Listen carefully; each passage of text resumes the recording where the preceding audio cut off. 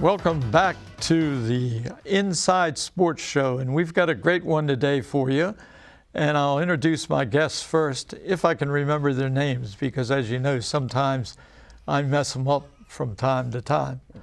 But wearing number 5 on my left is David Carroll, and of course, he's a Maryland man, football and baseball, and head of the Randy Edsall fan club. And next to him is a man that is well known in the Baltimore area too for his knowledge of many things, including soccer, football, etc. Baseball. And baseball, John West. Bill. And John, let's hope they get a couple more players before the free agent signing is over. You can hope for that. Yes. I'm giving that up. And on this side, let me see, there's Nick over there, Nick Clemens, well known in the Baltimore area, and of course a big, I guess a Ravens supporter. I know you also support the Washington Caps. Ravens, Capitals, Tampa Bay Rays, but Who? yeah, who exactly? We're the underdogs every year, but oh well. And on the other side, in the green, of course, he's rooting for Notre Dame, but he's actually works right here. You're the sports right here at CTV, and you went to Towson, so you have a Baltimore connection too. And as I told you a little bit earlier, one of my granddaughters is a senior at Towson this year.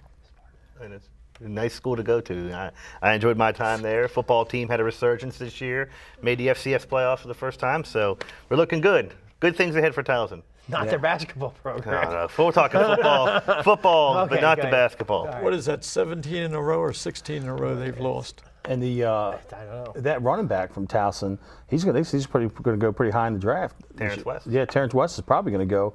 They said probably he's like a second, third rounder. He's only a freshman. True. Okay, you're a Towson man. I'll give you a Towson question.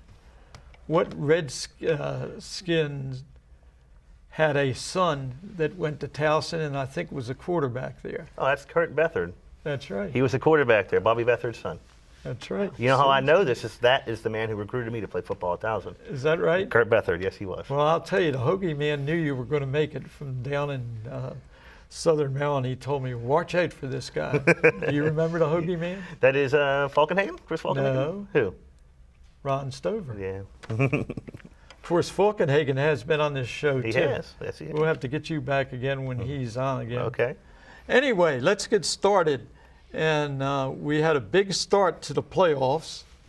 That was this past weekend. Wild card weekend. Wild card It was weekend. wild too. right. Wild West Denver Broncos. Okay, who wants to start it? That's a Chris talk about what happened there since he's Yeah, what where- happened in Denver? I don't know about Pittsburgh fans. Everybody's well documented that I'm from Pittsburgh originally. And hey, hats off to Denver. They came out and played a better game.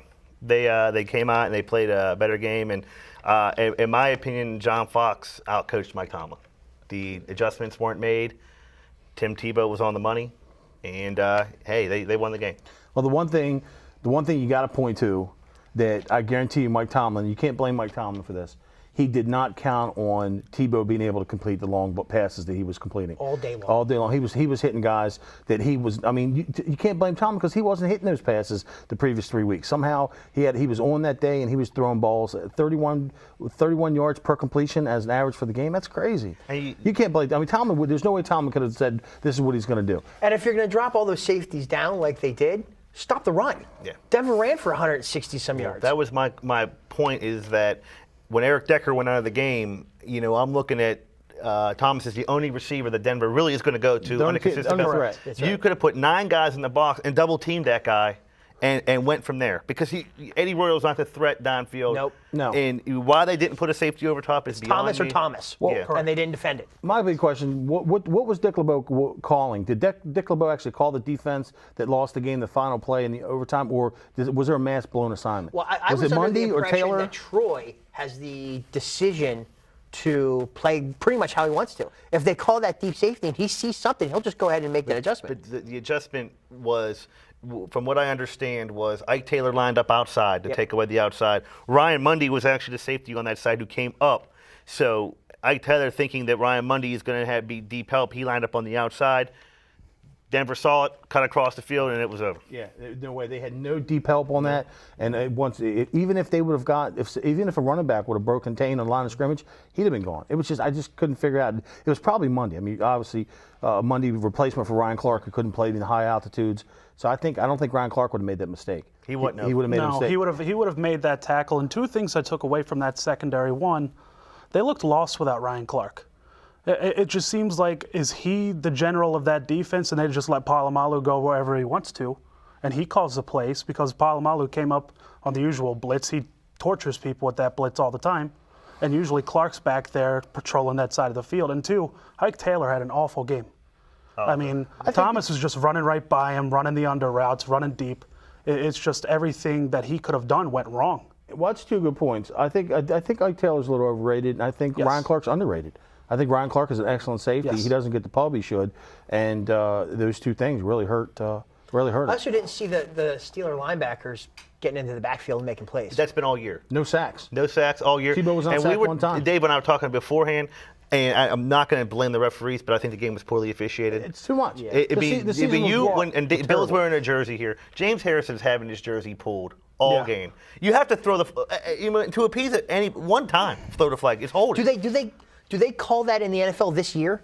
I mean, Suggs is held like Suggs has that been almost held, all Nod has game been long, held. and he's rarely called. I mean, they've pretty much stopped calling that. But my big contention was in the first quarter, the Steelers were driving for the score, and Antonio Brown is obviously interfered with. Okay, you're going to let the D-backs play? Don't call that. I don't have a problem with that. But in the fourth quarter, they called Ike Taylor for a similar interference call. My thing is, be consistent. If you're going to call it both ways. If you're not going to call it, let it go. Like I said to you before, pass interference in football is like the strike zone in baseball. Yep. Everybody has a different interpretation. Every ref, every crew, it's all different, and it's ridiculous. These guys need some more. The biggest problem with NFL, we could do a whole show on this. NFL, one, they're too old to keep up with the pace of the game, and there's no consistency among the rule book as far as crews calling plays as they should. Like a quarterback, roughing the quarterback. Ridiculous. It's gotten out of control. The roughing the called Harrison quarterback for it yesterday. Ridiculous call. Ridiculous And call. that baseball analogy, by the end of the second inning, both teams know where the strike zone is. It keeps moving on them in the NFL games. because- Right, NFL, That's crazy. I was telling Dave, they'll let a defensive back play tough for 3.5 quarters. And then then in call the him. fourth quarter, when the game's on the line, they'll call you for interference. That's like hockey. The hockey changes the rules from period to period. It's ridiculous. The NFL needs really to take a real hard look. And I'm not the only one saying this. People at the high levels of TV analysis are saying that the NFL the officiating NFL needs to seriously be looked at because guys are losing games and teams are losing confidence in these ability of these crews to call a good game. And the coaches are. Unable to say anything in fear of fines. Well, the thing that's wrong with the professional football and to some degree in colleges is that the officials are not held responsible for what happens in the games.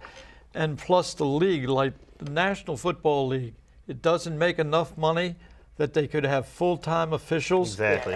Of course they do. They absolutely they have to do that. Yes. And that's what they've got to do, and they can utilize them all year long because you don't tell me that they can't get them to be on the thing and studying film and going Talking over to the team, everything. spending time with the teams, Yep. Sure. so that the What's team can necessary. say, "Why do you let our defensive end be held like this? Why was this never called during the In the game?" third quarter and second, but not first and fourth. Right. You know, interesting you ridiculous. guys brought up earlier about the holding on the defense and them paying too much attention to the quarterback. I think that's just it. Both referees in the backfield are looking at the quarterback and they're not looking at the line. They're looking to see if the quarterback gets hit low or high.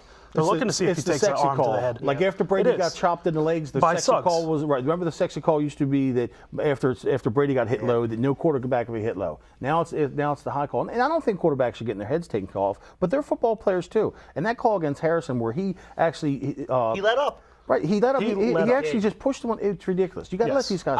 I don't think the league considers quarterbacks football players anymore. They really don't. Especially Just that like the game kicker. against New England last week when Brady, after the turnover, Brady was down way outside the pocket trying to cut the interception, and someone pushed him after the play, and they called roughing the passer correct. 15 yards downfield on a turnover. Correct. You can't have that. It's ridiculous. Well, Brady gets special consideration.